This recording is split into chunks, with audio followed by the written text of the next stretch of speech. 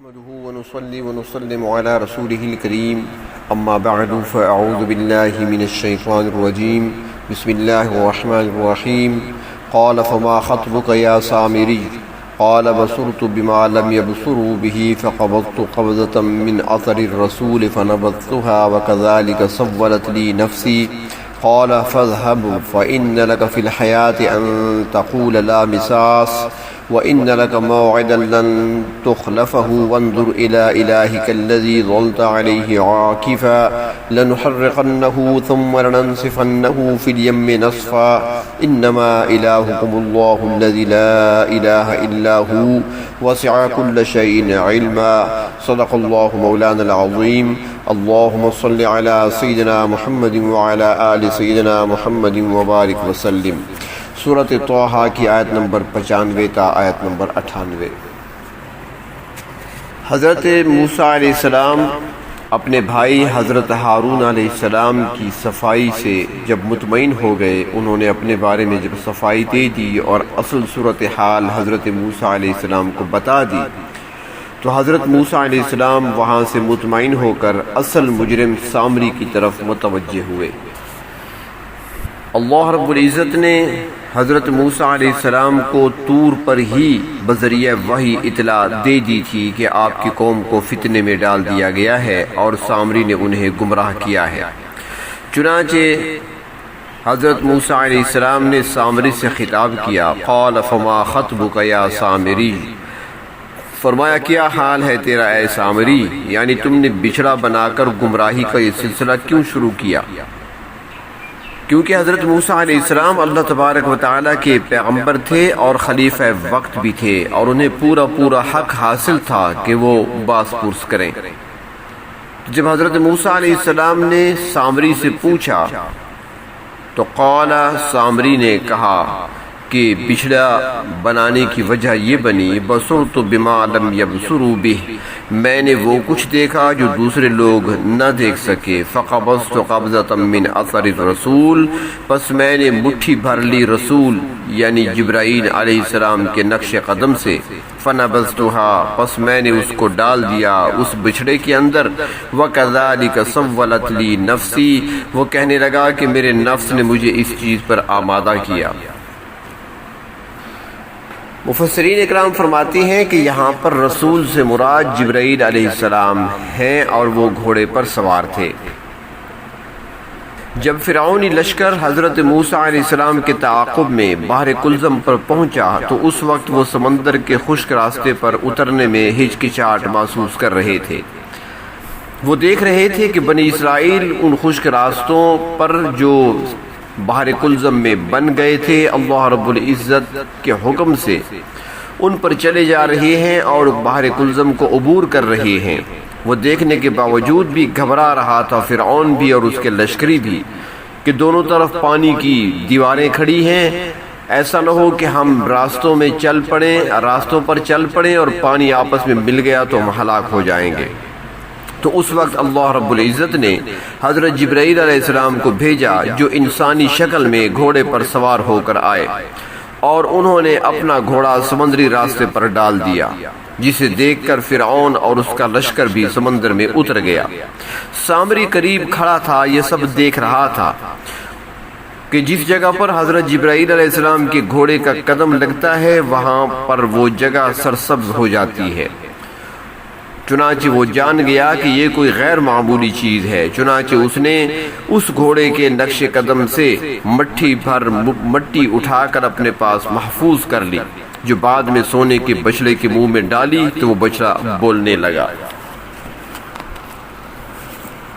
حضرت جبرائیل علیہ السلام کا گھوڑے پر سوار ہونا اور تشریف لانا، اس کا واقعہ احادیث کی کتابوں میں بھی ملتا ہے۔ حدیث شریف میں آتا ہے کہ غزوہ بدر کے موقع پر حضرت عبد الرحمن بن عوف رضی اللہ تعالی عنہ نے دو آدمی دیکھے کہ وہ سفید رنگ کے کپڑے پہنے ہوئے ہیں، گھوڑوں پر سوار ہیں۔ وہ حیران ہوئے کہ یہ آدمی ہمارے ساتھ تو نہیں آئے، ان کے ہاتھ میں چابک تھے، جب وہ کسی کافر کو مارتے تھے تو اسے پشت کے بل گرا دیتے تھے۔ چنانچہ حضرت عبد الرحمن بن عوف رضی اللہ تعالی عنہ نے بعد میں حضور اکرم صلی اللہ علیہ وسلم سے اس کا ذکر کیا تو آپ صلی اللہ علیہ وسلم نے ارشاد فرمایا کہ وہ جبرائیل اور میکائیل تھے، اور جبرائیل علیہ السلام جس گھوڑے پر سوار تھے اس کا نام ہیزوم تھا۔ تو ایسے ہی ایک گھوڑے پر سوار ہو کر تشریف لائے اور بحر کلزم میں فرعون اور اس کے لشکر کو اپنے پیچھے چلا دیا۔ جو مٹی سامری نے بچھڑے کے منہ میں ڈالی تھی، بچڑا تو سونے کا بنایا گیا تھا، اس کی مٹی ڈالی تو وہ بولنے لگا، تو کیا اب وہ حقیقتاً گوشت پوست کا بنا ہوا زندہ بچڑا بن گیا تھا، یا وہی سونے کا ہی بچڑا تھا اور اس میں سے آواز آتی تھی؟ اس میں مفسرین کرام کے دونوں اقوال ہیں۔ بعض کہتے ہیں کہ وہ جیتا جاگتا بچڑا بن گیا تھا، اور بعض کہتے ہیں کہ نہیں، وہ بدستور سونے ہی کا مجسمہ رہا مگر اس سے بچڑے کی آواز آنے لگی۔ سامری کا یہ جرم اس قدر سنگین تھا اور بڑا تھا کہ حضرت موسیٰ علیہ السلام نے اسے قتل کرنے کا ارادہ فرمایا، مگر اللہ رب العزت نے ایسا کرنے سے منع فرما دیا کہ اس میں خاص مصلحت تھی۔ جیسا کہ حدیث شریف میں بھی آتا ہے کہ غزوہ حنین کے موقع پر ایک شخص واجب القتل تھا۔ حضرت خالد رضی اللہ تعالیٰ عنہ نے عرض کیا، حضور اجازت دیں تاکہ میں اس شخص کی گردن اڑا دوں۔ آپ صلی اللہ علیہ وسلم نے فرمایا، ایسا نہ کرو، اس کی اولاد اور پیروکاروں میں سے ایسے گمراہ لوگ نکلیں گے جو ایسی نمازیں پڑھیں گے کہ تم ان کے مقابلے میں اپنی نمازوں کو کمزور سمجھو گے۔ مسلمانوں والی شکل و صورت ہوگی مگر وہ اسلام سے اس طرح نکل چکے ہوں گے جس طرح تیر شکار میں سے نکل جاتا ہے۔ تو جس طرح حضور اکرم صلی اللہ علیہ وسلم نے غزوہ حنین کے موقع پر اس شخص کے قتل کرنے کی اجازت نہ دی، اسی طرح سامری کو بھی چھوڑ دیا گیا۔ ہاں یہ بات یقینی ہے کہ اس کو دنیا اور آخرت دونوں جگہ سزا ملی۔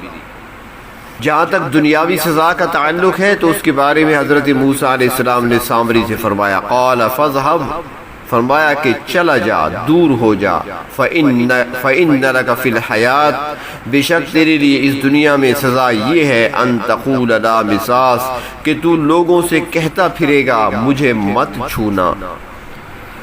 یعنی تم پر ایک وحشت طاری ہو جائے گی اور تم انسانیت کے دائرہ سے نکل کر وحشی بن جاؤ گے، ادھر ادھر بھاگتے پھرو گے، ہر قریب آنے والے شخص سے کہو گے کہ میرے قریب نہ آنا اور مجھے ہاتھ نہ لگانا۔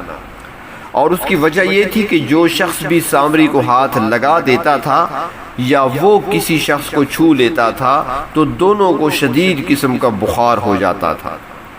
فرماتی ہیں مفسرین کرام کہ دنیا میں چھوت چھات کی بیماری اسی سامری کے ذریعے سے پھیلی ہے۔